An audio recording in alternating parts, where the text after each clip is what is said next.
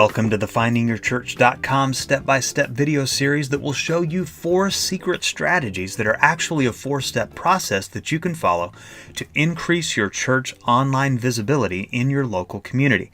My name is Jeremy Phillips, and I started FindingYourChurch.com to help churches that are either struggling to get new visitors in the door, which are a lot of churches, or who already have strong visitor numbers but want to increase even more and clean up their online information, making it easier for new potential visitors to find the church. Now, I've been on staff at churches for a total of around 16 years, and for 10 of that, my responsibilities included handling the church online presence, website, and church communications, and so that's where my interest came from as far as wanting to learn how a church can become more visible online to potential new visitors. And so, using the word secret strategies in the title may seem a little bit overblown, and you may be one of the extremely smart churches that are already using these strategies, and you may already know this information, but I promise you that most churches, even very large churches, are not using these strategies. In fact, for those churches, this is a secret. These strategies are a secret because they don't even know that you can use this to get new visitors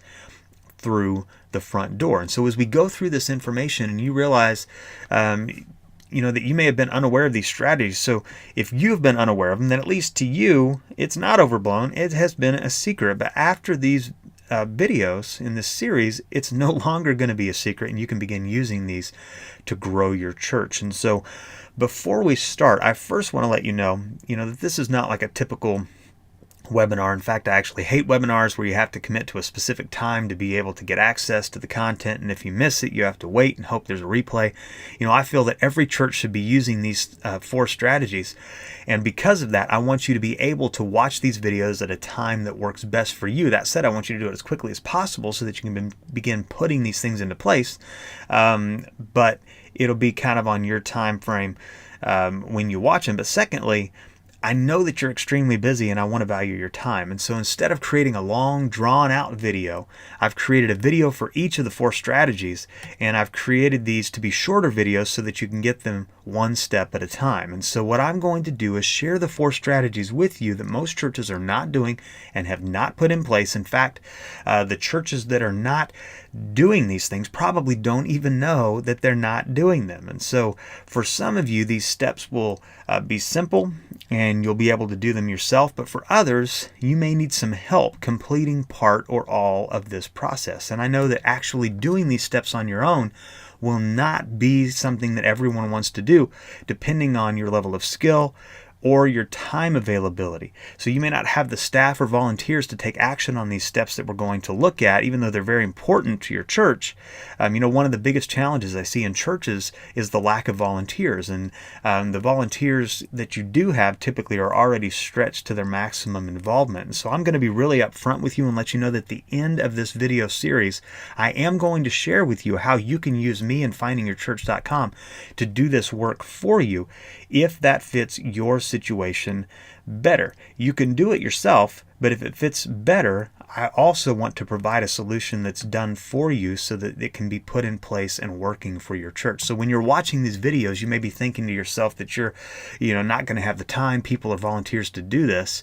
Keep watching, and I'll let you know about a solution that I can offer you to handle this completely for you and put it in place for your church. But that said, I'm not going to be vague about the strategies that I'm going to share with you. I'm going to tell you exactly what I think you should be doing to help your church get found online. And in fact, I put these exact strategies in place at the church my family currently attends.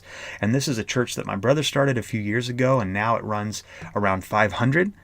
Obviously, the church had to have had new visitors coming in already to be able to grow from 0 to 500 in around 10 years.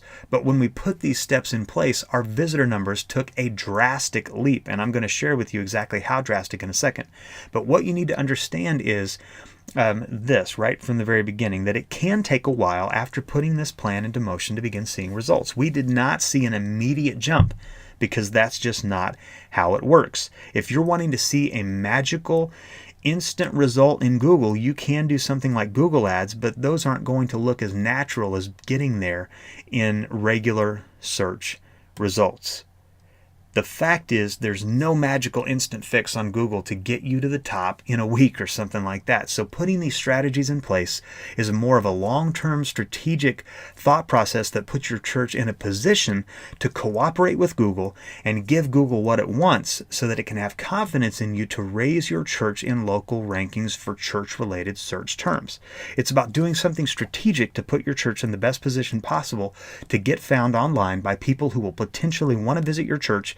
That is, if they can find you.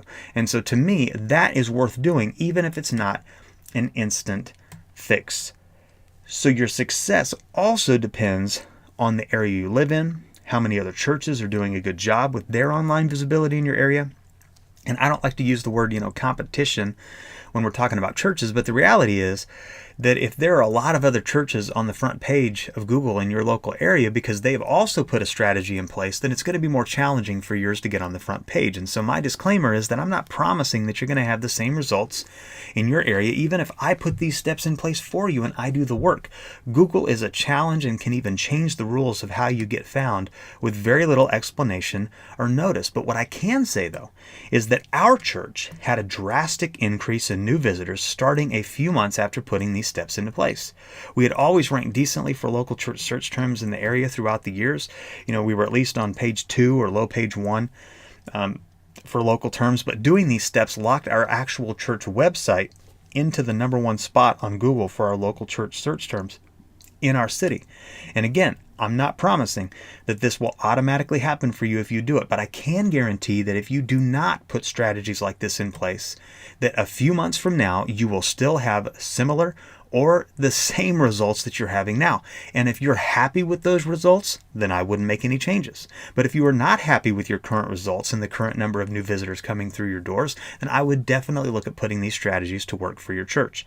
And so after these changes in our church began working, like I said, we saw a huge increase in new visitors. In a 6-month time frame, our church had 100 new adult visitors ages 18 and over. That does not count any of the kids and youth, just adults ages 18 and over. And the majority of these new people said they found the church online either through our actual website in Google search or our Google business listing, which is also connected to Google Maps. And so, I know when I say 100 people, that sounds like I'm making it up, but that's the actual number of new adult visitors 18 and over that they came up with when they did a report out of their People software. And so one Sunday in particular in the summer, we had 11 new families visit the church. One Sunday in the summer, not a special service or outreach, not 11 new people, but 11 new families. Again, it took a few months to begin working, but when it did, it did. And now that we have it in place, we don't have to think about it much from that, about that aspect of our church. It just keeps working night and day with nearly zero effort after it's been put in place. Nearly zero effort on our part. So in addition to the strategies we're going to look at here, I know that there's always more ideas that you could discover and probably have heard about how you can help your church get found. But these are what I consider to be the very basic steps that every church needs to have in place for a church to become more easily found online in your local community. And I'm going to give them to you in this video series. And so I want to honor your time. So when we're going through these steps, I'm going to try to be as brief and concise as possible because I know that as a pastor and a church leader, you have a lot to do. But I also want to make sure that I explain it enough for you to completely understand the value behind each strategy.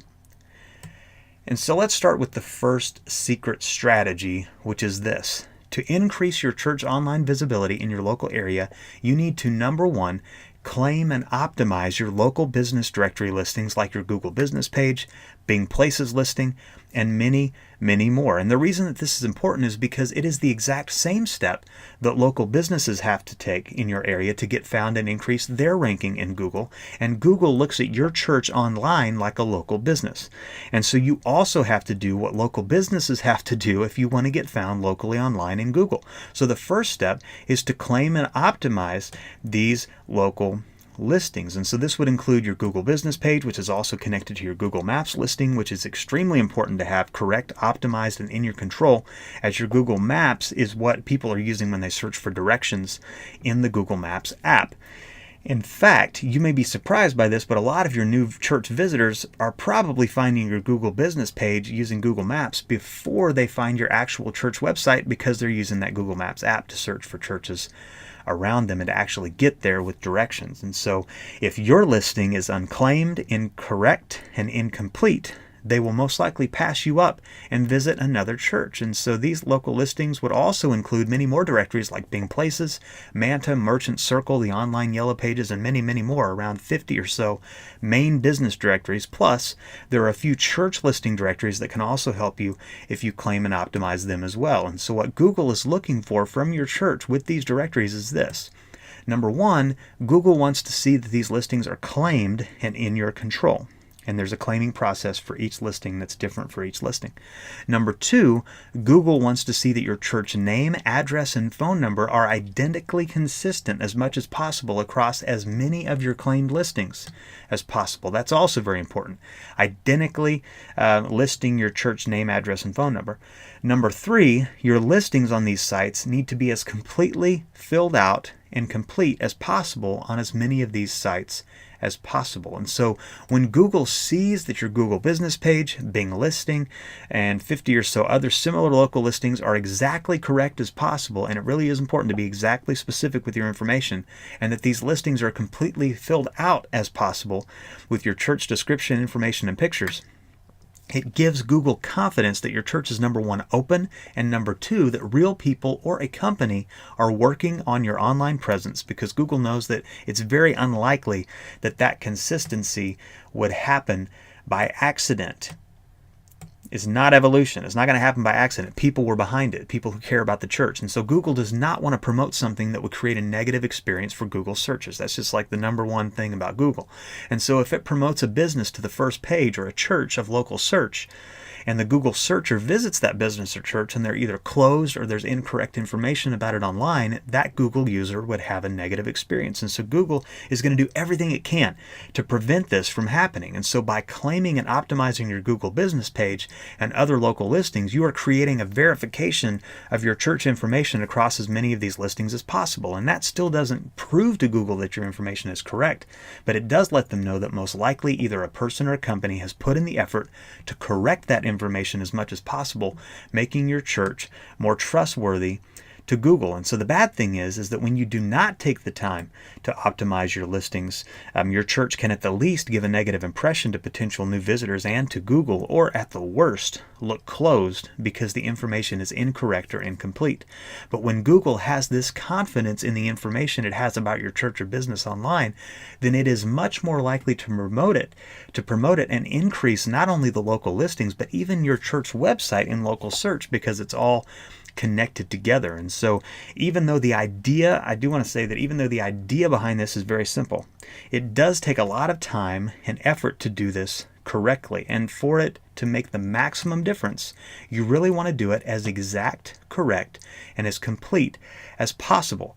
Just getting control of your Google business page, for example, will help, which a lot of churches have already done, but that does not give Google the consistency that it's looking for from the other local listings. And so in addition to the individual listings that can be claimed, there is another thing that you can also put in place, and that is to correct your church information in what are called data aggregators. And these websites are a level above the local listings that we're talking about that you would manually claim. This is a level above that, which are called the data aggregators. And these websites correct the information and slowly feed your correct information out to all of the other lower listings.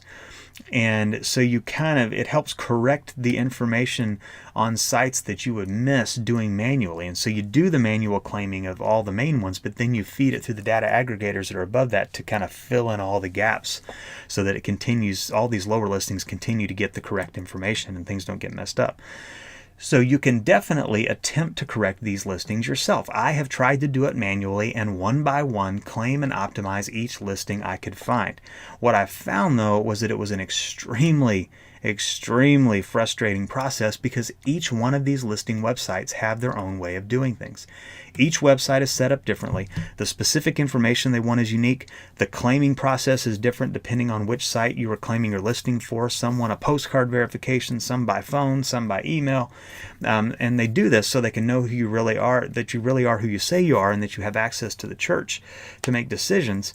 And that's a good thing, but it's frustrating because they do it all differently. And it's a frustrating process, but there's another issue even beyond the basic frustration, and that is the extreme amount of time involved in the process of claiming and optimizing these listings over the course of 50 or more of these listings. It takes many, many hours to complete, but I promise you that putting this strategy in place is one of the best things at the moment. Things can change, but at the moment that you can do to increase your church online visibility. And so if you have the volunteers and the staff who are technical and have a lot of hours on their hands to claim and optimize these listings, then that could be an option for you. And I would say have them go for it. And I do go over that process in detail in part of the paid version of the Finder resource that you can log in at if you have a paid membership at findingyourchurch.com/members. And if you want to get a paid membership, you can go to findingyourchurch.com/the Finder resource and find out more about that. But if you don't have those people and volunteers who have that kind of skill and time, and it's not that it takes a lot of technical skill, but you do have to be able to kind of figure things out on websites and figure out what to do and how to claim and where to go with that. But it's definitely possible. But I do want to say that findingyourchurch.com also offers that service, and I'll be explaining more about a solution that can help you take care of all of this and get it done for you at the end of this 4-part video series. So that's the first step. Claim and optimize your local business directory listings. The second strategy, the next strategy, is going to build on this and help move your church Google Business and Maps listing up in the rankings, making it much more easy to find for potential new people who want to visit your church. And of course, that's the goal. We want new people to visit the church.